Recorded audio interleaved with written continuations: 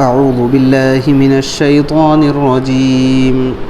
بسم الله الرحمن الرحيم.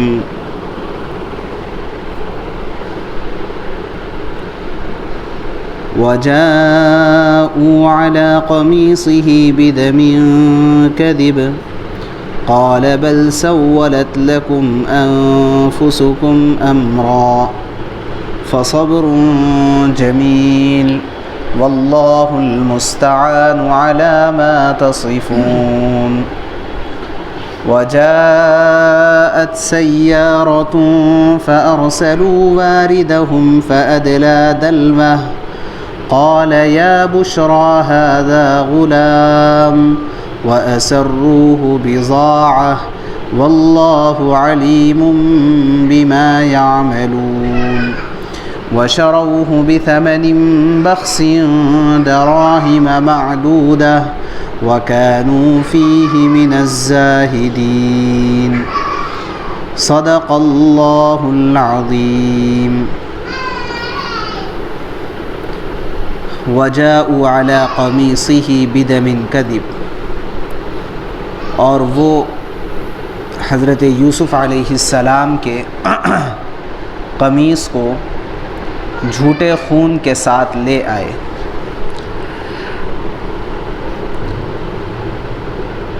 یعقوب علیہ السلام نے فرمایا بل سولت لکم انفسکم امرا، بلکہ تمہارے دلوں نے اپنی طرف سے ایک بات بنا لی. فصبر جمیل، اب تو میرے لیے صبر ہی بہتر ہے. واللہ المستعان، اور اللہ تبارک و تعالی ہی مددگار ہے. علی ما تصفون، ان باتوں پر جو تم بیان کر رہے ہو. وجاءت سیارۃ، اور دوسری طرف ایک قافلہ نکل آیا. فأرسلوا واردهم، پھر انہوں نے اپنے ایک آدمی کو بھیجا پانی لانے کے لیے. فأدلى دلوہ، تو اس نے اپنا ڈول کنویں میں ڈالا. قال، اور پکار اٹھا وہ شخص جس نے ڈول کنویں میں ڈالا تھا، یا بشرا ھذا غلام، کہ لو یہ خوشخبری سنو کہ یہاں غلام ہیں. وَأَسَرُّوهُ بِضَاعَةً، اور قافلے والوں نے مال تجارت سمجھ کر کے اس کو چھپا لیا. وَاللَّهُ عَلِيمٌ بِمَا يَعْمَلُونَ، اور اللہ تبارک و تعالی خوب جاننے والا ہے ان تمام باتوں کو جو وہ کر رہے تھے. وَشَرَوْهُ، اور انہوں نے خرید لیا یا انہوں نے بیچ دیا، دونوں معنی آتے ہیں شرو کے. وَشَرَوْهُ، اور یوسف علیہ السلام کے بھائیوں نے یوسف علیہ السلام کو فروخت کر دیا، یا قافلے والوں نے یوسف علیہ السلام کو خرید لیا. بِثَمَنٍ بَخْسٍ، بہت کم دام میں. دراہم معدودہ، جو گنتی کے چند دراہم تھے. وَكَانُوا فِيهِ مِنَ الزَّاهِدِينَ، اور ان کو یوسف علیہ السلام سے کوئی دلچسپی بھی نہیں تھی.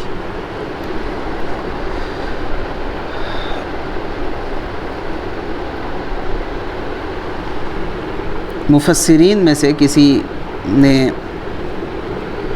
غالباً علامہ قرطبی رحمۃ اللہ علیہ نے فرمایا کہ یوسف علیہ السلام کا جو قمیص تھا، جو کرتا تھا، وہ بھی کیا عجیب تھا کہ پہلی مرتبہ اسی قمیص نے بھائیوں کے جھوٹ کو ثابت کر دیا.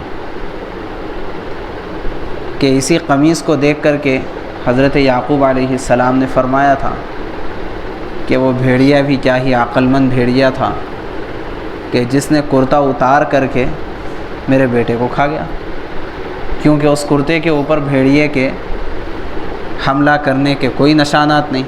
سیدھا سیدھا کرتے کو خون میں رنگا گیا اور لا کر کے پیش کر دیا. تو سب سے پہلے تو اس قمیص نے ان کے بھائیوں کو جھوٹا ثابت کر دیا۔ پھر انہی کے قمیص نے آگے چل کر کے حضرت یوسف علیہ السلام کو سچا اور زلیخا کو جھوٹا ثابت کیا۔ آگے واقعہ آئے گا کہ کرتا پیچھے سے پھٹا ہے یا سامنے سے پھٹا ہے، یہ چیک کرو۔ بچے نے گواہی دی، جب چیک کیا گیا تو وہ پیچھے سے پھٹا تھا، اور پیچھے سے پھٹا تھا تو زلیخا قصوروار تھی۔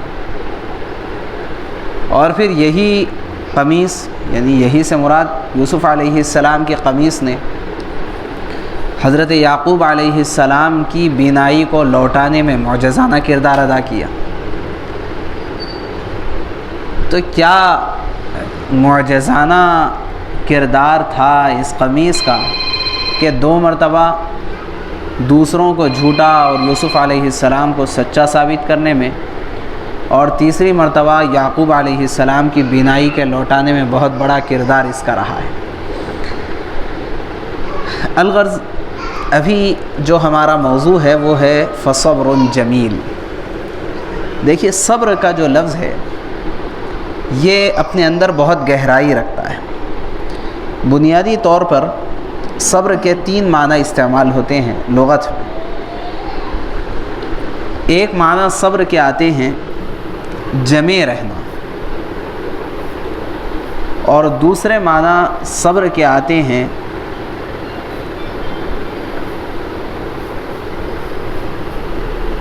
بچنا،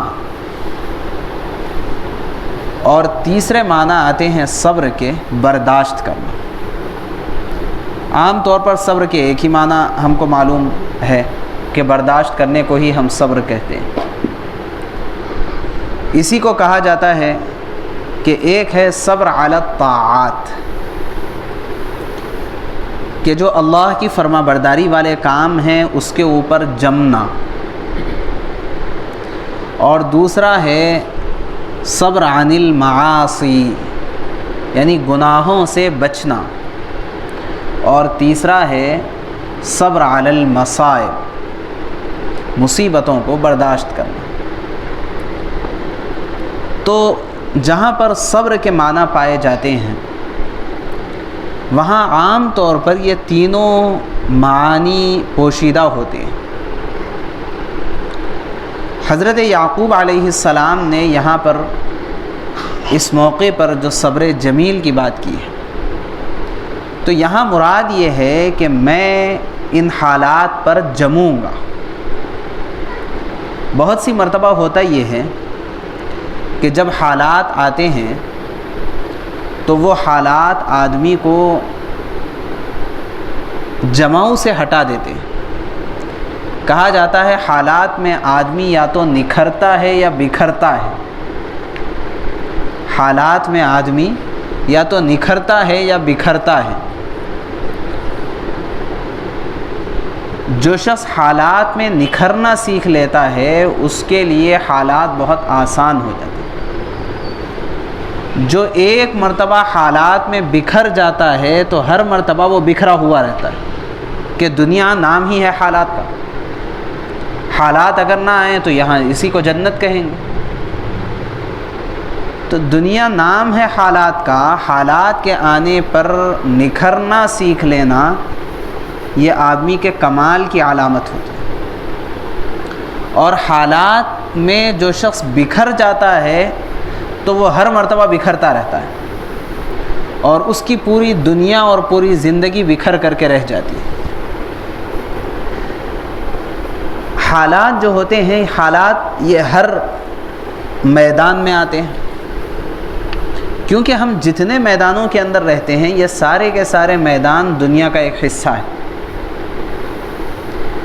خواہ وہ میدان ہمارا تعلیمی میدان ہو، خواہ وہ میدان ہمارا ملازمت والا میدان ہو، خواہ وہ میدان ہمارا کاروباری میدان ہو،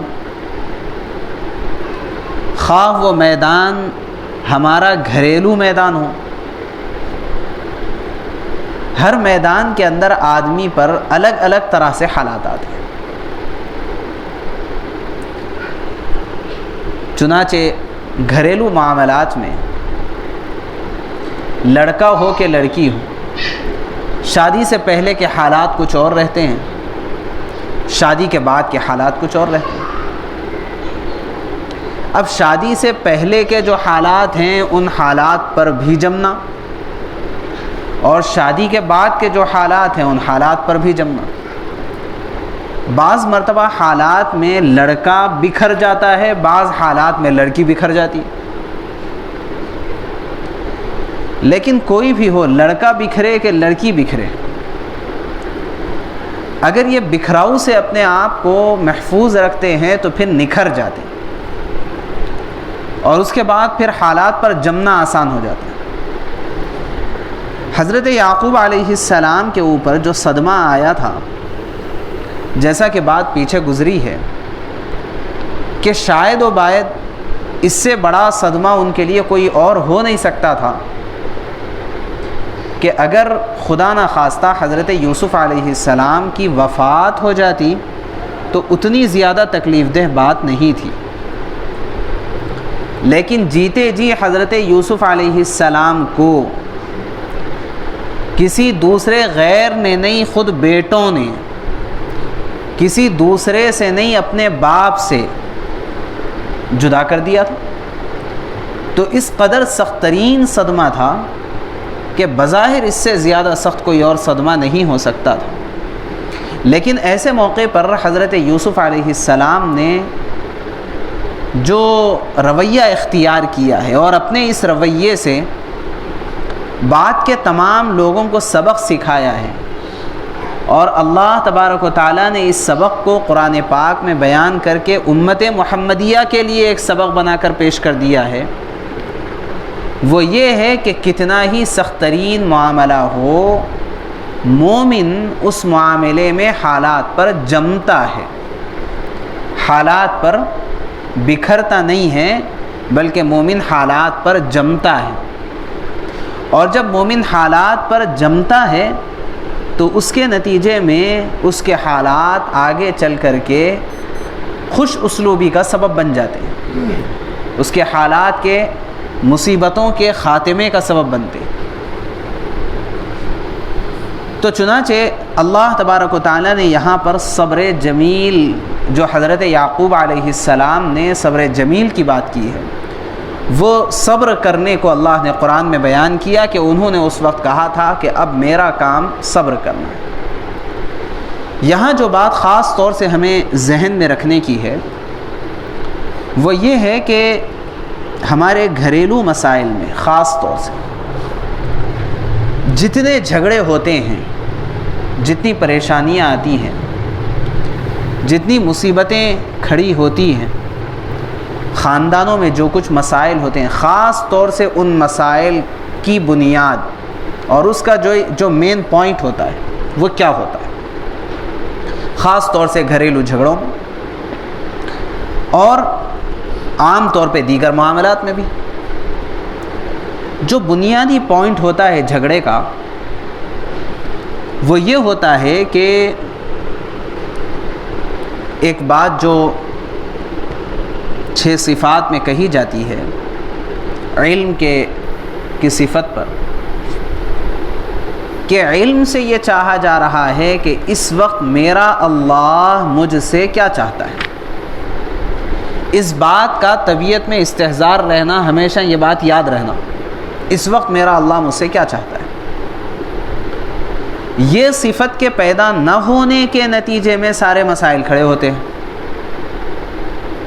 مطلب مثال، ہر کوئی یہ سوچ رہا ہے کہ سامنے والے کا بیہیویئر کیا ہونا چاہیے، سامنے والے کے اخلاق کیسے ہونا چاہیے، میرا رویہ کیسا ہونا چاہیے، اس کے اوپر کسی کا کوئی کانسنٹریٹ نہیں ہے۔ مجھے کیا کرنا چاہیے، یہ پہلا سوال، سامنے والے کو کیا کرنا چاہیے یہ دوسرا سوال۔ میں اپنے معاملے کا ذمہ دار ہوں اور اسی کے سلسلے میں اللہ کے پاس مجھ سے سوال کیا جائے گا۔ سامنے والے کے معاملے کا نہ میں ذمہ دار ہوں، نہ اس کے اوپر میرا کنٹرول ہے اور نہ ہی اس بارے میں مجھ سے سوال کیا جائے گا۔ چنانچہ صرف مثال پیش کر رہا ہوں. کوئی آپ میں سے کوئی بھی اس طرح کی باتوں کو اپنے اوپر نہ لے لیں. بعض مرتبہ ایسا ہوتا ہے کہ کوئی بات کہی جاتی ہے اور کوئی اپنے اوپر لے لیتے ہیں, مسائل کھڑے ہو جاتے ہیں. رہنے دیجئے, خاندان کی مثال چھوڑیے, خاندان کی کوئی مثال ہی نہیں اس میں. اپنے اوپر لینے سے بھی تو درستگی ہو سکتی ہے, مگر پھر ناراضگی بھی ہو جا سکتی ہے.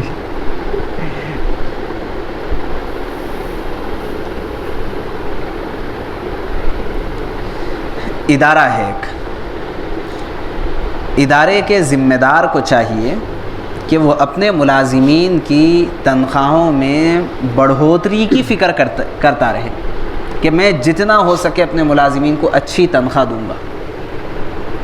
ٹھیک ہے, ادارے کے ذمہ دار کی یہ فکر ہونی چاہیے, ملازمین کی یہ فکر ہونی چاہیے کہ مجھے جو کچھ مل جائے اس کے اوپر میں قناعت کروں گا.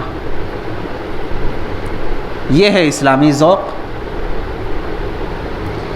اب آپ عام طور پہ دیکھیں گے تو جھگڑے جو چل رہے ہیں وہ کس بات پر جھگڑے چل رہے ہیں کہ ادارے کا ذمہ دار کہتا ہے اپنے ملازمین کو کہ جتنا ملے اس پہ بس کر لینا, قناعت اختیار کرنا. قناعت کے فضائل ادارے کا ذمہ دار بتا رہا ہے, اور ملازمین ادارے کے ذمہ دار کو اس بات کی ترغیب دلا رہے ہیں کہ آپ کو اپنے ملازمین کا زیادہ سے زیادہ خیال رکھنا چاہیے.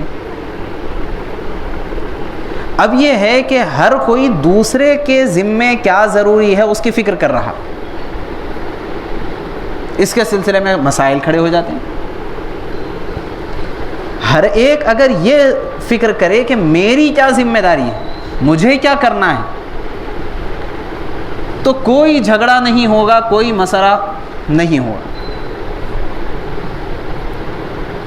بیٹا ہمیشہ یہ سوچ رہا ہے کہ ابا کو ایسا کرنا چاہیے میرے ساتھ,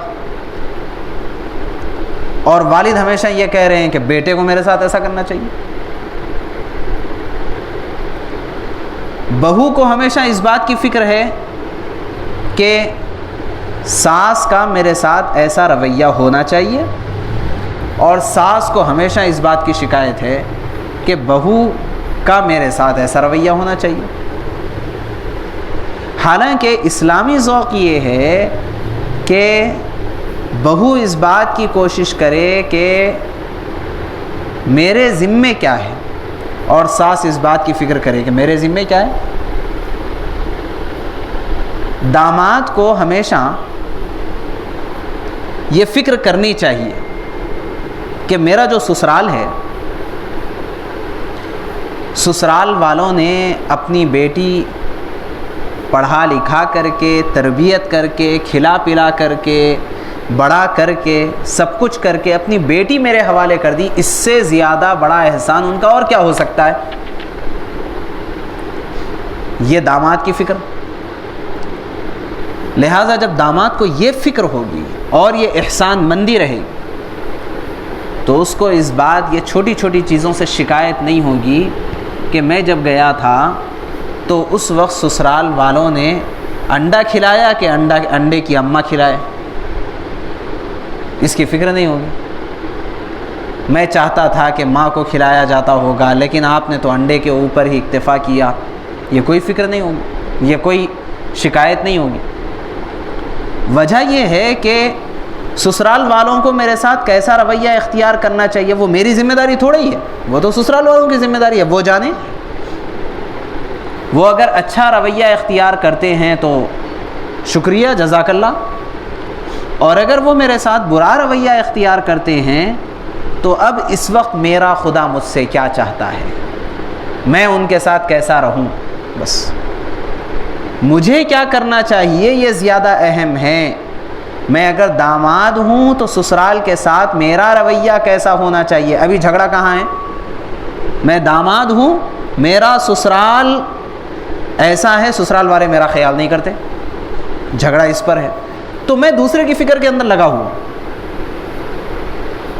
اور اگر میں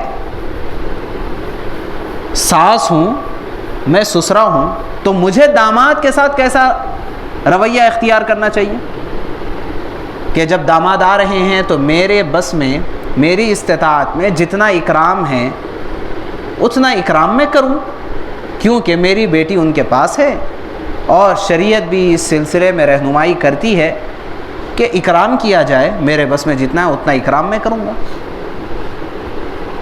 تو اس سے کیا ہوا، سسرال والوں کے ذمے کیا ہے انہوں نے اس کی فکر کی، داماد کے ذمے کیا ہے انہوں نے اس کی فکر کی، بہو کے ذمے کیا ہے بہو نے اس کی فکر کی، ساس کے ذمے کیا ہے ساس نے اس کی فکر کی، نتیجتاً پورا کا پورا ماحول خوشگوار رہے۔ یہ سبق ہم کو کہاں سے ملتا ہے؟ یہاں پر یہ ہو سکتا تھا اس واقعے میں کہ حضرت یعقوب علیہ السلام اس بات پر مصر ہو جاتے کہ تم لوگوں نے جو غلطی کی ہے یہ بہت بڑی غلطی ہے، تمہیں یہ غلطی نہیں کرنا چاہیے۔ جب یعقوب علیہ السلام اس پر مصر ہو جاتے تو بہرحال گنجائش تھی اور بہت بڑی غلطی تھی، لیکن اس پر یعقوب علیہ السلام نے اپنا ٹائم ویسٹ نہیں کیا۔ جو ان کو سرزنش ہو سکتی تھی حضرت یعقوب علیہ السلام نے کر دی، ان کو اس بات کا احساس دلا دیا کہ دیکھو ہم بھی بھولے بھالے نہیں ہیں، بل سولت لکم انفسکم امرا، کہ جو تم کہہ رہے ہو یہ اپنے دل کی بنائی ہوئی بات کہہ رہے ہو، ہم بھی بھولے بھالے نہیں ہیں، اس بات کا تو احساس دلا دیا، لیکن تم اپنی غلطی مانو۔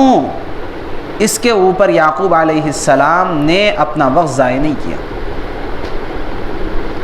اگر ان کے اندر طبیعت میں سلامتی ہوتی ہے تو وہ اپنی غلطی مان لیں گے، اگر دل کے اندر خیر کا تھوڑا بھی جذبہ ہوتا ہے اپنی غلطی مانیں گے، اور غلطی وہ شخص مانتا ہے جس کے دل میں اصلاح کا جذبہ ہوتا ہے، وہی غلطی مانتا ہے، اور جس کے دل میں عناد اور تکبر ہوتا ہے وہ تو غلطی ماننے کو تیار نہیں ہوتا۔ تو آپ کسی کو غلطی کا احساس دلانا چاہتے ہیں تو کب ہوگا اس کو احساس؟ جبکہ وہ ماننے کے لیے آئے تب احساس ہوگا، تب آپ کا سمجھانا مفید ہوگا۔ اور جب وہ ماننے کے لیے نہ آئے بلکہ حجت کرنے کے لیے آئے تو آپ اس کو غلطی کا احساس دلا رہے ہوں، یا ٹائم ویسٹ ہے۔ حضرت یعقوب علیہ السلام نے اپنے بیٹوں کو، اگرچہ کہ تھے بیٹے، لیکن وہ ٹائم ایسا تھا، وہ سچویشن ایسا تھا جس میں وہ غلطی کے ماننے کے موقف میں نہیں تھے، اس وجہ سے وہاں پر اپنا ٹائم ویسٹ نہیں کیا اس کام میں۔ آگے ایک سچویشن آ رہا ہے جہاں پر ان بیٹوں نے آ کر کے اقرار کیا، اعتراف کیا، وہاں پر حضرت یعقوب علیہ السلام نے انہیں سمجھایا۔ آگے آ رہا ہے تو وہاں پر جہاں کوئی سامنے والا ماننے تیار نہیں ہے اور ہم جو ہے اس کو سمجھانے چلے، تو اس کی وجہ سے سامنے والے کے اندر عناد اور سرکشی میں اضافہ ہو جائے۔ اس لیے یہاں پر یعقوب علیہ السلام نے اس پر اپنا وقت ضائع نہیں کیا، بلکہ کیا کیا، اس وقت مجھے کیا کرنا چاہیے اس پر آپ نے کنسنٹریٹ کیا اور ان لوگوں کو سمجھا دیا اور کہہ دیا کہ ٹھیک ہے بھائی، ایسے وقت میں تو مجھے میرے رب کی جانب سے صبر ہی کا حکم ہو سکتا ہے، صبر ہی کر سکتا ہوں، نہ تم سے بدلہ لے سکتا ہوں، نہ انتقام لے سکتا ہوں، نہ تمہیں ڈانٹ سکتا ہوں، اور نہ ہی تمہیں اس وقت سمجھا سکتا ہوں، کیونکہ سمجھانا بھی مصلحت نہیں ہے ایسے وقت میں، لہٰذا آپ مجھے کیا کرنا چاہیے۔ اگر بڑے بڑے معاملات میں بھی ذرا ٹھنڈے دماغ سے اگر کوئی سوچ لے اس بات کو صرف کہ اس وقت میرا خدا مجھ سے کیا چاہتا ہے، سارا جھگڑا وہیں ختم ہو جائے۔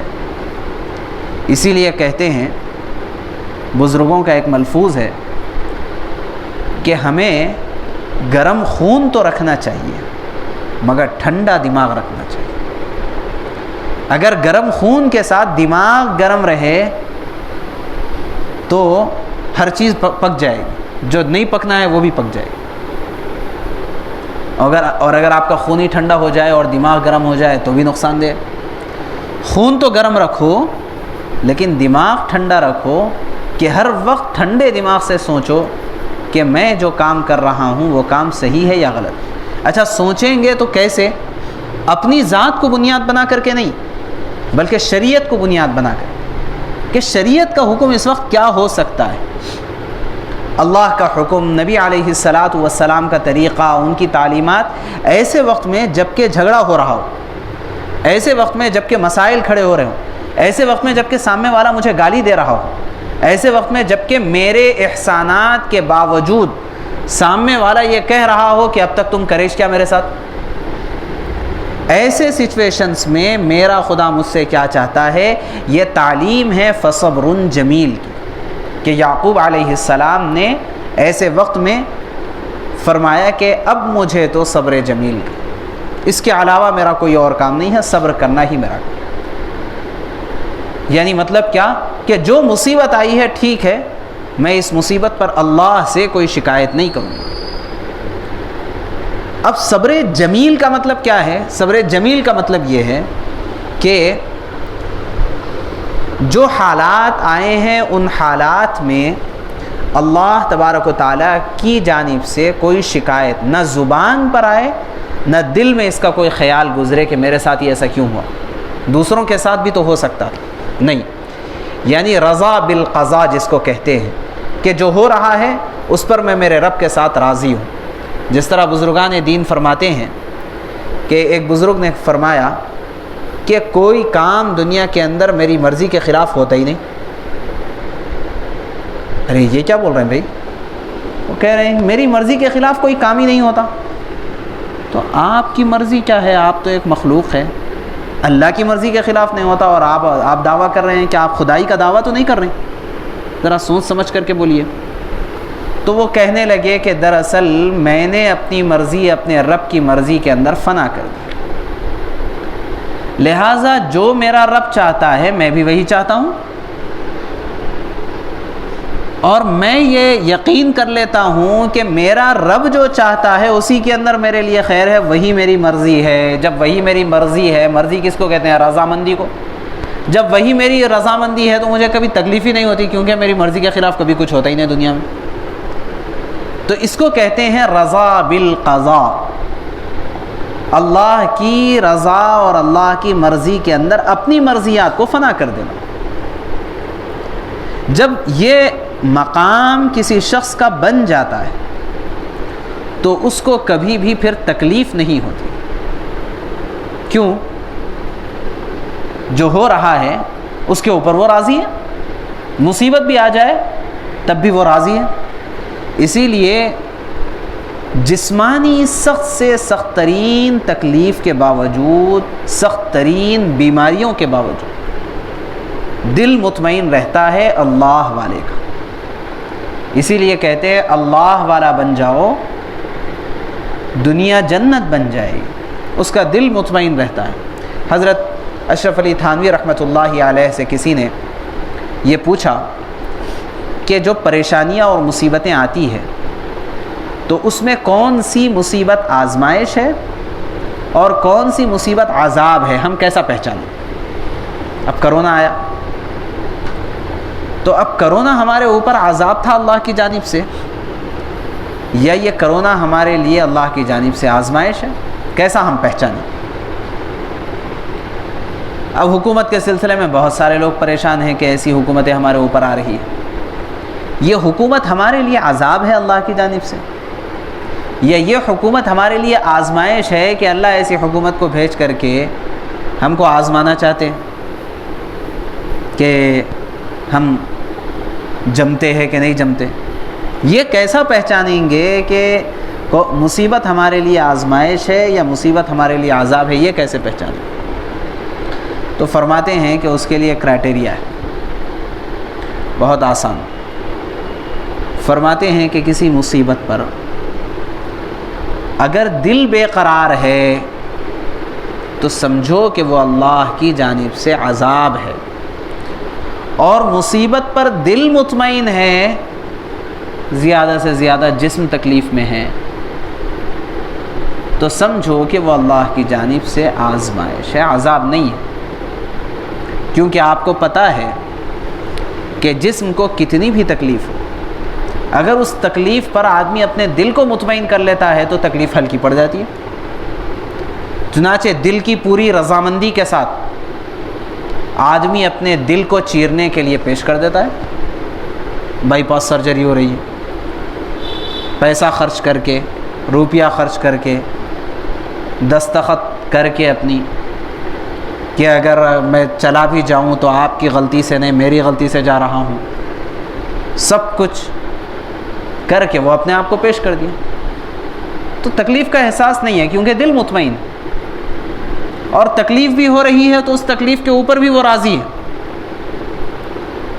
تو دراصل اسی وجہ سے حدیث پاک میں رسول اللہ صلی اللہ علیہ وسلم نے فرمایا الغنا غنا النفس، مالداری کا جو تعلق ہے وہ تعلق مال سے نہیں ہے، مالداری کا تعلق دل سے ہے، تے دل کی بے نیازی اصل میں مالداری ہے۔ جس کا دل بے نیاز نہیں ہے اور دل کے اندر حرص ہے تو وہ مالدار نہیں ہے، کتنا بھی مالدار رہے تو بیکار۔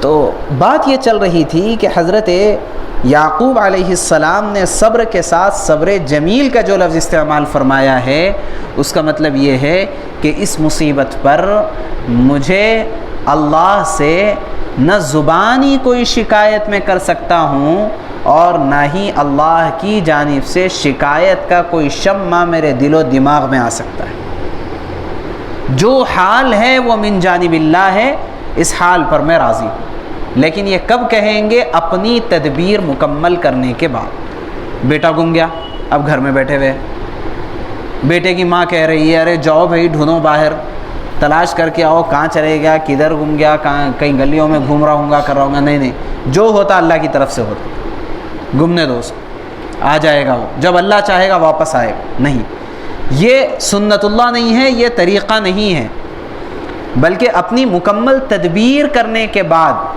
اب اس کے بعد رضا بالقضاء۔ تدبیر کر لیے اس کے بعد سر پٹک لیتے بیٹھ گئے، رو لیتے بیٹھ رہی ہیں، وہ کر رہی ہیں، نہیں، جو فطری طور پر آنکھ سے آنسو نکلنا ہے ٹھیک ہے، لیکن اللہ سے شکایت نہیں۔ یہ ہے صبر جمیل۔ اور یہ صبر جمیل دراصل صدمہ اولا کے وقت میں ہوتا ہے۔ مطلب کیا؟ صدمہ اولا، ایک خاتون کہ کسی قریبی کا انتقال ہوا تو آپ صلی اللہ علیہ وسلم نے انہیں بول بھیجا کہ الصبر عند الصدمۃ الاولی، اصل صبر جو ہے وہ صدمہ اولا کے وقت میں ہے۔ مطلب یہ کہ بعد میں تو صبر آ ہی جائے گا، 2-3 دن کے بعد تو تم بھول ہی جاؤ گے اپنے رشتہ داروں میں، تو اس کا کوئی اعتبار نہیں ہے، وہ تو صبر خود بخود آ رہا ہے۔ لیکن جب ایسا وقت ہے جب کہ ابھی تازہ تازہ غم ہے، اس وقت اپنے دل کو اپنے قبضے میں رکھنا، اپنے نفس کو کنٹرول میں رکھنا، اپنی زبان کو کنٹرول میں رکھنا، اپنے خیالات کو کنٹرول میں رکھنا، یہ ہے دراصل صبر۔ بعد میں صبر کر لینا وہ کوئی صبر نہیں۔ تو یہ اسی وقت جب کہ حضرت یوسف علیہ السلام کے حادثے کی اطلاع ملی، حضرت یعقوب علیہ السلام نے فرمایا صبر جمیل کرو۔ تو اس ایک صبر جمیل کے اندر ہمارے لیے اتنے اسباق چھپے ہوئے، اور آگے فرمایا واللہ المستعان علی ما تصفون، پورے یقین کے ساتھ جو کچھ تم بیان کر رہے ہو اللہ تبارک و تعالی مددگار ہے۔ مطلب تم صحیح بیان کر رہے ہو یہ بھی نہیں کہوں گا، تم جھوٹ بول رہے ہو یہ بھی نہیں کہوں گا، بہرحال اللہ مددگار ہے، مجھے یقین ہے اللہ کی ذات سے کہ اللہ تبارک و تعالی مظلوم کا ساتھ دیتے ہیں۔ اب انتظار کر رہے ہیں اس وقت کا کہ اللہ کی جانب سے مدد کب آئے گی۔ اس سے یہ پتہ چلتا ہے کہ اگر کوئی مصیبت، کوئی پریشانی، کوئی حالات آتے ہیں تو حالات کے بعد یعنی عسر کے بعد جو یسر کا وعدہ ہے وہ ہو کر کے رہے گا، لیکن ہمیں انتظار کرنا چاہیے، جلدی نہیں مچانی چاہیے، کیونکہ جتنا جلدی مچائیں گے اتنا تکلیف بڑھتی جائے گی، جتنا جلدی مچائیں گے اتنا تکلیف بڑھتی جائے گی۔ اب کسی کے گلے میں اگر پھندا پڑ جائے اور وہ جو ہے ناچنا شروع کر دے، وہ تو سنبھل کر کے عقل مندی کے ساتھ اپنا پھندا کھولنے کا وقت ہوتا ہے، لیکن اب جو ہے وہ ناچنے پہ ناچ رہا ہے، ہاتھ پیر مار رہا ہے، کر رہا ہے، تو کیا ہوگا؟ تکلیف بڑھتی چلی جائے گی۔ ایسے ہی معاملہ ہے، آدمی مصیبت میں جب پڑتا ہے تو جتنا وہ جلدی مچائے گا اتنی زیادہ تکلیف بڑھتی چلے جائے گی۔ ایک شخص کی سرجری ہوئی، اب وہ صحت یاب ہونے کے لیے جلدی مچا رہا ہے، ٹانکے بھی کھل جائیں گے اس کے، نہیں. یہ وہ وقت ہوتا ہے جب کہ اللہ کی مدد کا انتظار پورے اطمینان کے ساتھ کرنا چاہیے. چنانچہ حضرت یعقوب علیہ السلام نے انتظار کیا اور کافی انتظار کیا، اللہ کی جانب سے حالات بدلے ہیں اور حضرت یعقوب علیہ السلام کی مدد ہوئی. بقیہ انشاءاللہ آئندہ. سبحان اللہ و بحمدہ، سبحانک اللہم و بحمدک، نشہد